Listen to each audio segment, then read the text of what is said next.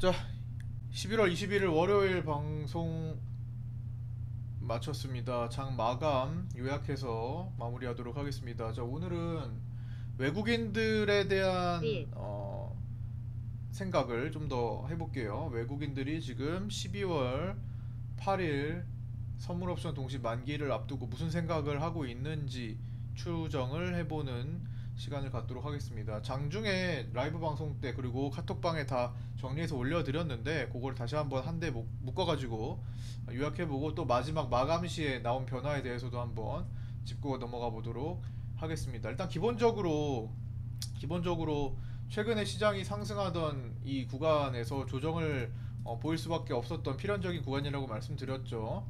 매수로 힘이 계속 쌓고 있다가 매수 힘이 줄어드는 공간이었어요.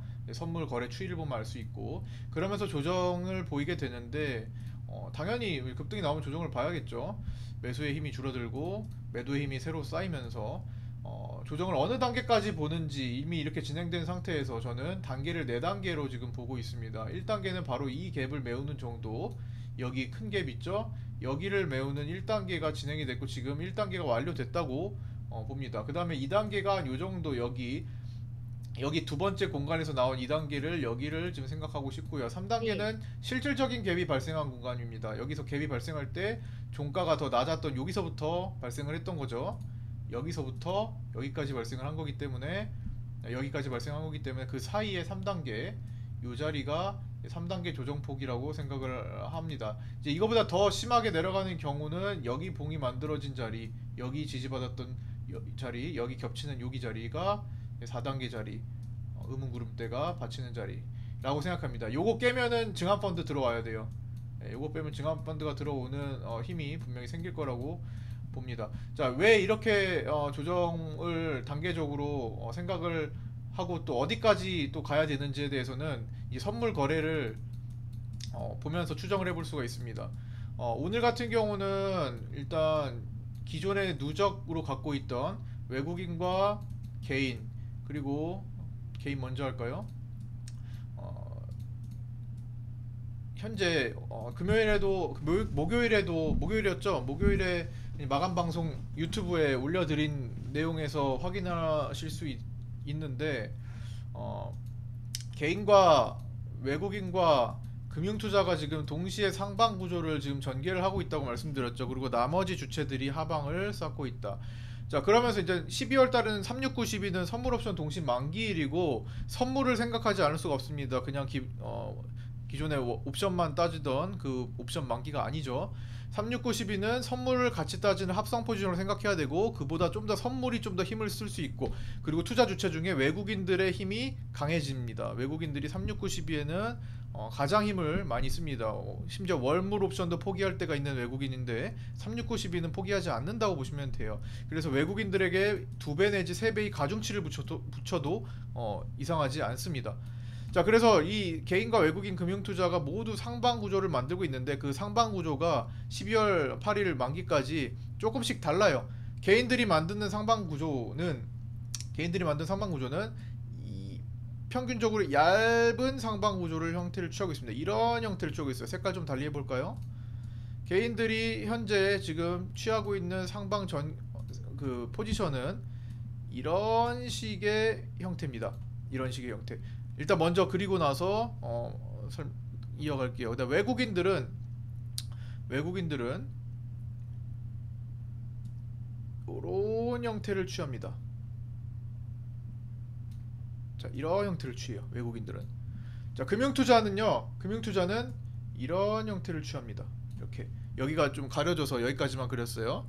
자, 여기에 대해서 설명을 드릴게요. 지금 금융투자는 이런 형태를 취합니다. 여기가 좀 가려져서 여기까지만 쓰고 자, 이거는 좀 먼 범위를 포함하는 겁니다. 개인들 실질적으로 우리가 가능성이 있는 범위를 이 4단계부터 그 다음에 여기 윗라인인 330라인까지를 고려를 할게요. 외국인들이 그 자리를 지금 취하고 있거든요. 330과 실질적으로 만기 남은 13거래일 동안 가능한 범위를 330과 대략적으로 아무리 많이 가도 뭐 한 여기 4단계 이하 라인은 요즘 300라인을 생각해 볼게요. 300라인. 자, 요 정도 안에서는 분명히 마감을 짓겠죠. 이거보다 더 벌어지면 진짜 어떤 큰 악재가 있거나 큰 호재가 있거나 크게 벌어져야 되는 건데, 남은 시간을 고려할 때 이거보다 벌어지기는 쉽지는 않을 거라고 생각합니다. 진짜 폭락으로 쏟아지거나 급등으로 나오거나 이렇게 해야지 벗어날 수 있는 거니까. 이 구간에서 나올 확률이 거의 90%라고 보고 이 구간 안에서만 체크를 할게요. 그러면 외국인들은 요런 범위가 잡힙니다. 요 정도 범위가 잡혀요. 개인들은 요 정도 범위가 잡혀요. 금융투자는 요 정도 범위가 잡힙니다. 자, 금융투자는 뭐 어느 쪽으로 해도 상방이죠. 개인들은 어느 쪽으로 해도 보합 내지 상방입니다. 약상방이에요. 보합 내지.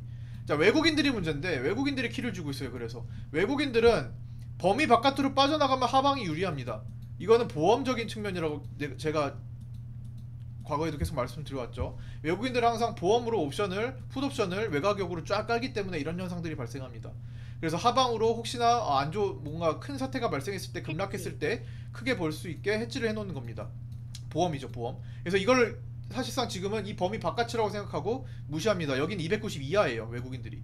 290 이하면요 진짜 이거 위협하는 거예요. 그래서 일단 현실성 없게 여기를 자른 겁니다. 그 다음에 여기는 330 바깥으로 빠져나갑니다. 330 위로 가면 개인들은 손실 구조가 돼요. 그래서 많이 올라가는 경우도 외국인들은 부담스러워합니다. 그래서 오늘도 선물 매도 포지션이 좀 우위였던 것도 있고요.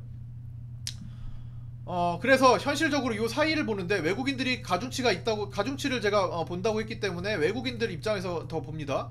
외국인들은 이 사이에서는 올라가는 게 유리하잖아요. 외국인들은 이 사이에서는 상승하는 게 유리해요. 330 근처에 갖다 놓는 게 사실 유리합니다. 근데 지금 외국인들이 매도를 주도하면서 오늘 오전에 밀었습니다. 왜일까요? 그냥 기본적으로 생각해보면 어떤 악재를 들어서 지금은 또 다시 가벼운 악재들이 생겨서 또 부풀릴 수 있는 시기고, 외국인들이 개인들을 굴복시키는 과정이라고 생각합니다. 개인들을 편하게 수익을 주지 않는, 개인들도 상방이기 때문에 개인들 이 포지션을 바꿔놔야 될 거 아니에요. 개인 떨구기. 예, 개인들을 굴복시키기 위해서 개인들의 심리를 무너뜨려 놓는 과정입니다. 그러면서 악재가 부각되겠죠. 지금 오늘 어떤 악재가 부각됐어요? 중국 베이징 코로나 확진 최대, 1일 코로나 확진 최대로 봉쇄 위기에 전면 봉쇄 우려가 된다. 요 내용과 그 다음에 지난 주말 금요일에 외국인들이 미국장이 옵션 만기일이었는데 옵션 만기에 일부 남은 숏 포지션과 롱 포지션이 싸우면서 보합을 만들었어요.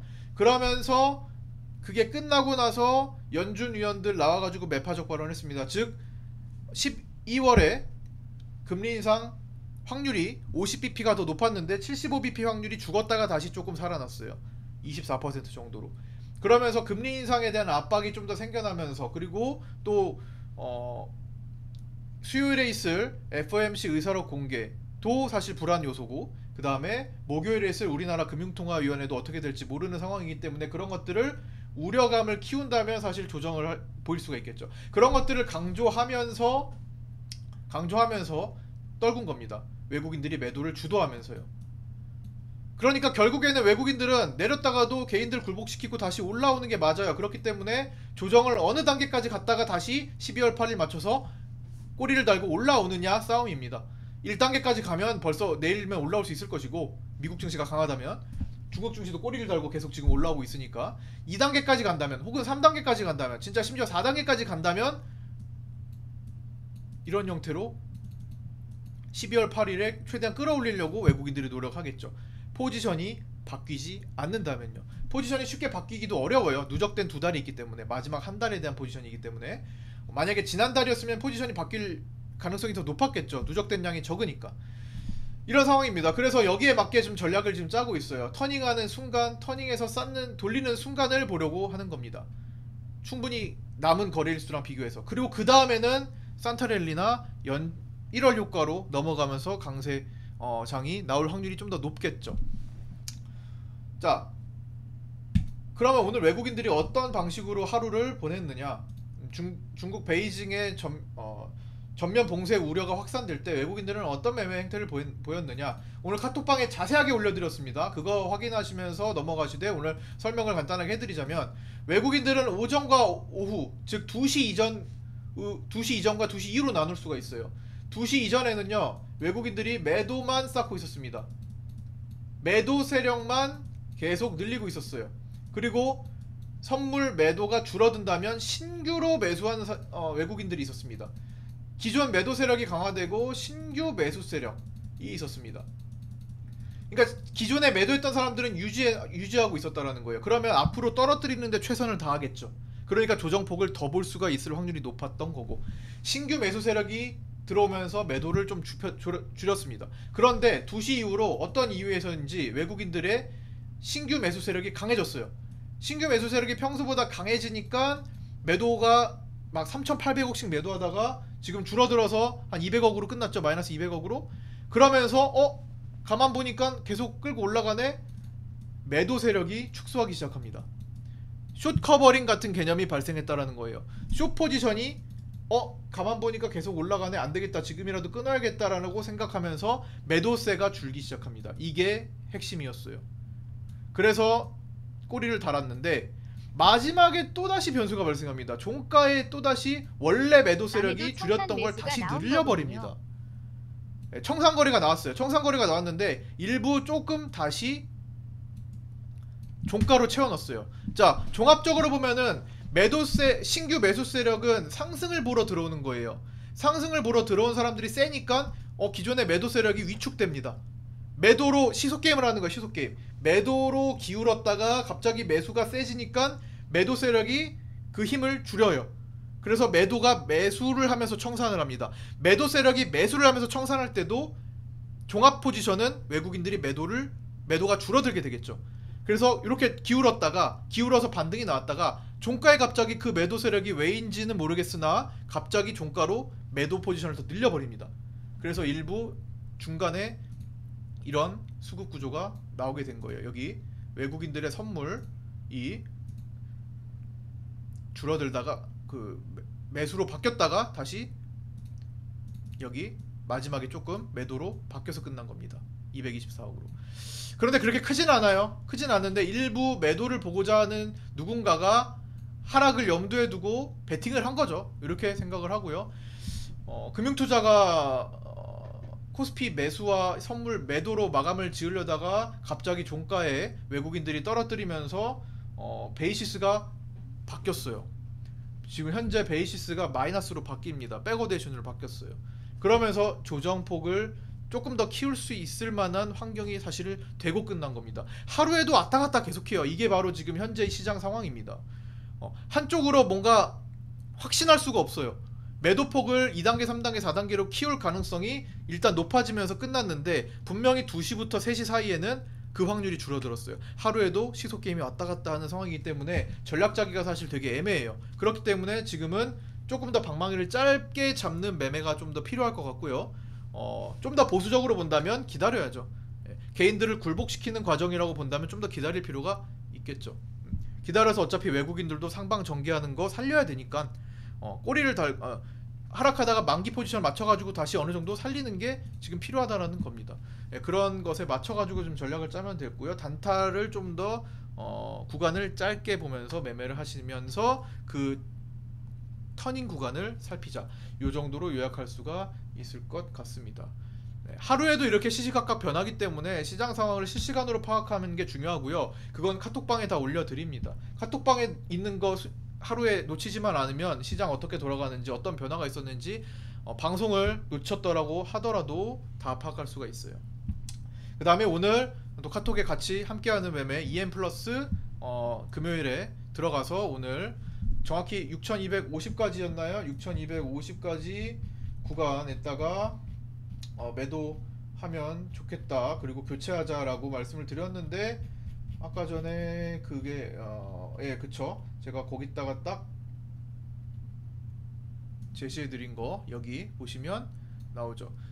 EM 플러스 요 복사 그대로 하면은 요렇게 EM 플러스 6200에서 6250 사이에 오면 일단 매도 의견을 드립니다. 그 다음에 이후 다시 잡는 거는 다시 의견 드리거나 뭐 신규 종목을 할 수 있다라고 밑에다가 또 이렇게 말씀을 드려왔습니다.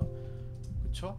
체결 완료가 됐고 종가 때 분위기 살펴서 다시 하거나 다른 종목 들어가거나 하루 넘어가거나 시장 상황을 보겠다라는 거예요.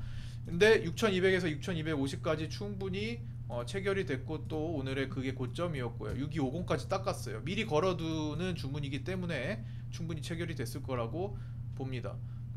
하여튼 이런 식으로 조심스럽게 하나하나씩 하고요. 스윙 중기 관점에서는 조금 더 보유를 해도 되겠다라는 관점이고, 단기적으로 조금 리스키한 종목을 했다면 좀 방망이를 짧게 잡는 게 유리하다고 봅니다. 오늘 그럼 종가 들어간 것도 개인들 방망이를 상담을 짧게 어느 갖고 정도 들어갈 포기한 걸 가능성이 확인 후 들어가면 높다고 되겠네요. 높을 거고요. 네, 이런 식으로 매매도 같이 합니다. 자, 오늘 시황이 상당히 하루에도 계속 뒤죽박죽 되면서 외국인들이 복잡한 매매를 하고 있어요. 그냥 다 외국인들이 개인들을 떨구려고 같은 포지션을 갖고 있으니까 열받잖아요. 외국인들 입장에서 개인들이랑 다른 포지션으로 가야 되는데 개인들이 외국인들을 지금 따라하는 건지 포지션이 가능성이 높은 구간에서 갔단 말이에요. 그러니까 떨구려고 하는 겁니다. 예, 흔드는 거예요. 어떤 내용을 들어서도 마침 그런 악재들이 또 생기고. 어쨌든 그런 것들이 좀 청산돼서 개인들이 분위기가 전환되고, 오늘도 개인들이 마지막에 그래도 풋옵션을 10억 정도 샀잖아요. 뭐 이런 것들이 계속 쌓이고 쌓인다면은 다시 외국인들이 힘을 쓸 때가 올 거라고 생각합니다. 자, 카톡방에서 같이 공부하면서 매매 도움 받으실 분 유튜브 댓글로 연락 주시고요. 오픈카톡 유종구 검색하셔서 YO 유종구 검색하셔서 혹은 유진투자종구 검색하셔서 문의 주시면 됩니다. 자, 오늘 여기까지 마치도록 하겠습니다. 고생들 많으셨고요. 인증 있으신 분들 저한테 개별적으로 인증 좀 부탁드리고요. 혹은 단톡방에 올려주셔도 좋습니다. 자, 여기까지 마치도록 하겠습니다. 모두 고생 많으셨고요. 월요일 남은 시간 잘 보내시고 감사합니다. 화요일 내일 아침 8시 반에 뵙도록 하겠습니다. 축구 보시는 분들도 재밌게 보시고요. 내일 뵙겠습니다. 감사합니다. 구독과 좋아요, 알림 설정도 부탁드리겠습니다. 수고하셨습니다. 수고하셨습니다.